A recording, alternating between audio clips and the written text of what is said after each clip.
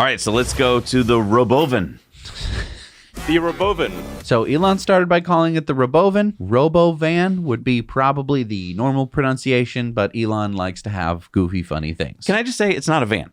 Vans don't hold 20 people. More of a bus? More of a train? I don't know. I would have come up with a really cool new name for it because it's not a van. But if you call it something different, then people are going to be like, well, I don't understand what it is. And calling it a Robovan explains what it is without having to even see it. Cyber transport carrier. Yeah, that's a little too long. So the Robovan seats 20 people. Yeah. It has actual seats for 20. It can also hold cargo. Yes. So Amazon delivery van. Bye-bye, Rivian.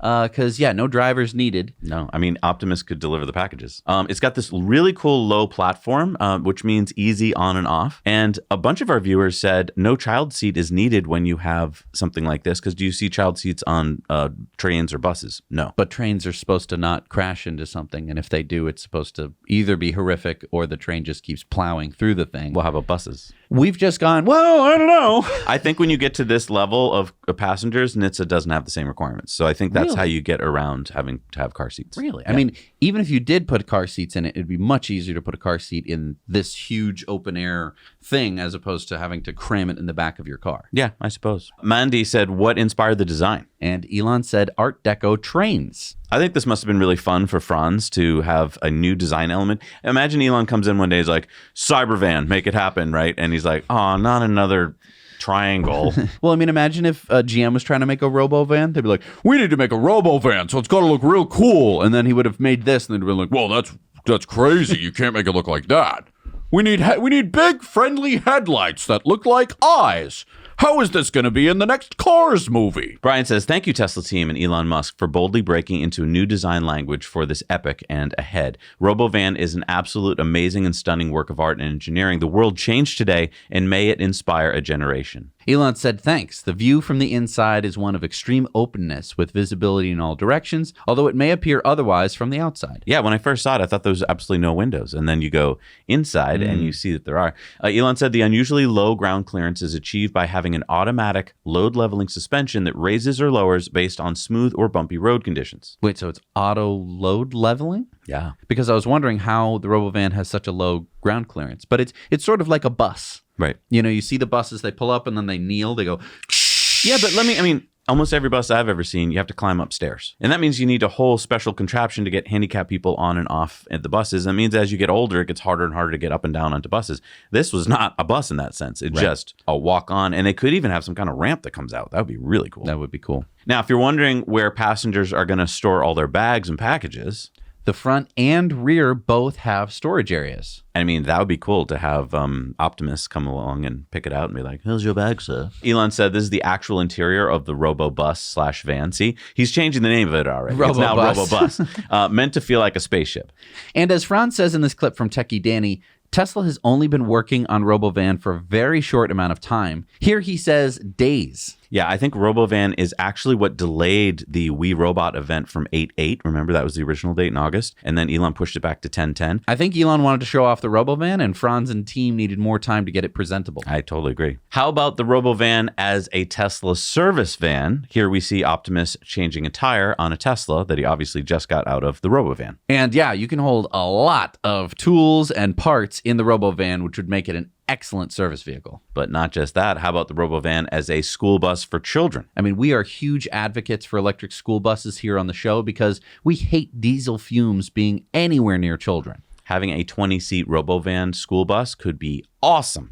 And I know what you're saying. You're saying, well, who's going to look after those children? Somebody please think of the children! So you're telling me it's better to have somebody who needs to drive a bus full of... Shut down!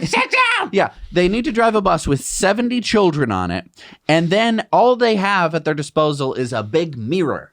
And they go every once in a while. Johnny! But when they're taking a turn, they're not looking. And that's, I mean, so you could have an Optimus on board or a human. You could have a human on board who's making sure that there's no bullying happening. You could have teaching going on. You could do a bunch of different things. So how about Robovan as an RV? Because there's no designated space for a driver, steering wheels and controls are gone, etc., there is so much more room for living than a traditional RV. And just think about being able to fall asleep in your RV and wake up in an entirely new location without having to worry about driving. I mean, this changes how campgrounds work. I mean, you'd want a campground to kind of get out and have fun, but you wouldn't have to stay there all night. You could be having your road trip and never have to drive. I know. And also, Starlink. Yeah, it could be built in. So that way you're in the middle of absolutely nowhere and you still have internet connectivity. This would be such an exciting vehicle for a lot of people. Yeah, and as Elon said, it will transform the look of the roads. But let's not stop there. How about robo food trucks? I mean, the possibilities are endless for the Robovan. And we're going to talk more about that on our Investor Club bonus stories this week, so you can join us over on Patreon. So I wanted to ask this question of our viewers.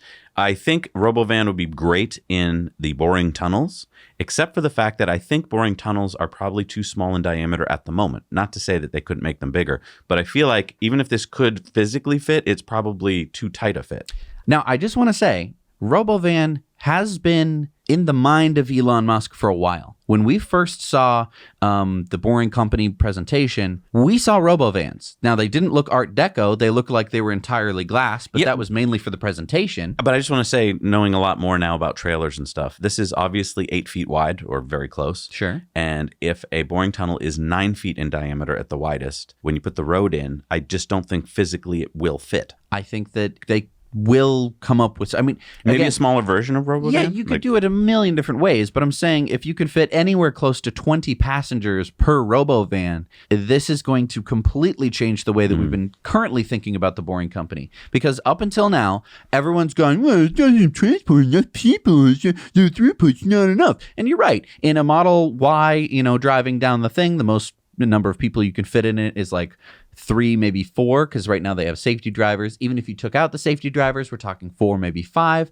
And while that might, move many families, it's still, the amount of throughput is not that high. Imagine for a moment you're at a subway station and instead of the train, you're sitting there for the train waiting for 5 to 10 minutes, and then a humongous train comes in that can hold, 500 people. Instead, it's every 10 seconds, a Robovan pulls in, people get out, you get in.